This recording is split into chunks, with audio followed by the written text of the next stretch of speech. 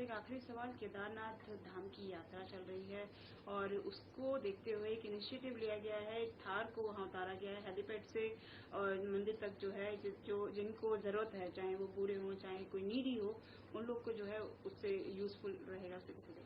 आप देखिए, चूँकि जो हमारे बुजुर्ग हैं, शारीरिक रूप से कमज़ोर हैं, उनकी सुविधा के लिए, क्योंकि उनकी यात्रा आसानी से हो, उनको कम से कम परेशानी हो, इसलिए प्रावधान किए गए हैं। और आने वाले समय में और भी प्रावधान किए जा रहे हैं। जैसे वहाँ रोपवे लग जाएगा, गौरीकुंड से केदारनाथ रोपवे बन जाएगा तो केदारनाथ की यात्रा आसान होगी। इसी प्रकार से हेमकुंड साहब जाने के लिए भी गोविंद घाट से रोपवे का काम शुरू हो रहा है और वो रोपवे बन जाएगा तो वहाँ भी जो कई दिनों की यात्रा है कुछ ही घंटों में, कुछ मिनटों में पूरी हो जाएगी। जी सर एक आखिरी सवाल, केदारनाथ धाम की यात्रा चल रही है और उसको देखते हुए एक इनिशिएटिव लिया गया है। थार को वहां उतारा गया है हेलीपैड से और मंदिर तक जो है जो जिनको जरूरत है, चाहे वो बूढ़े हों चाहे कोई नीडी हो, उन लोग को जो है उससे यूजफुल रहेगा। आप देखिए, चूँकि जो हमारे बुजुर्ग हैं, शारीरिक रूप से कमज़ोर हैं, उनकी सुविधा के लिए, चूँकि उनकी यात्रा आसानी से हो, उनको कम से कम परेशानी हो, इसलिए प्रावधान किए गए हैं।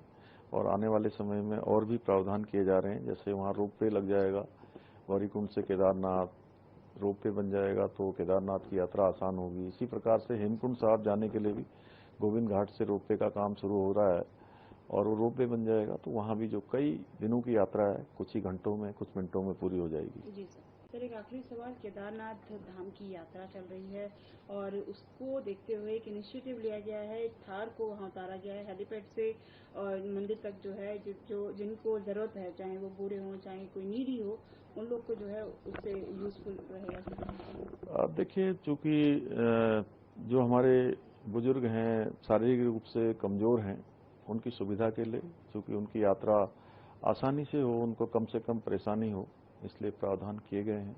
और आने वाले समय में और भी प्रावधान किए जा रहे हैं। जैसे वहाँ रोपवे लग जाएगा, गौरीकुंड से केदारनाथ रोपवे बन जाएगा तो केदारनाथ की यात्रा आसान होगी। इसी प्रकार से हेमकुंड साहब जाने के लिए भी गोविंद घाट से रोपवे का काम शुरू हो रहा है और वो रोपवे बन जाएगा तो वहाँ भी जो कई दिनों की यात्रा है कुछ ही घंटों में, कुछ मिनटों में पूरी हो जाएगी। जी सर एक आखिरी सवाल, केदारनाथ धाम की यात्रा चल रही है और उसको देखते हुए एक इनिशिएटिव लिया गया है। थार को वहां उतारा गया है हेलीपैड से और मंदिर तक जो है जो जिनको जरूरत है, चाहे वो बूढ़े हों चाहे कोई नीडी हो, उन लोग को जो है उससे यूजफुल रहेगा। आप देखिए, चूँकि जो हमारे बुजुर्ग हैं, शारीरिक रूप से कमज़ोर हैं, उनकी सुविधा के लिए, चूँकि उनकी यात्रा आसानी से हो, उनको कम से कम परेशानी हो, इसलिए प्रावधान किए गए हैं।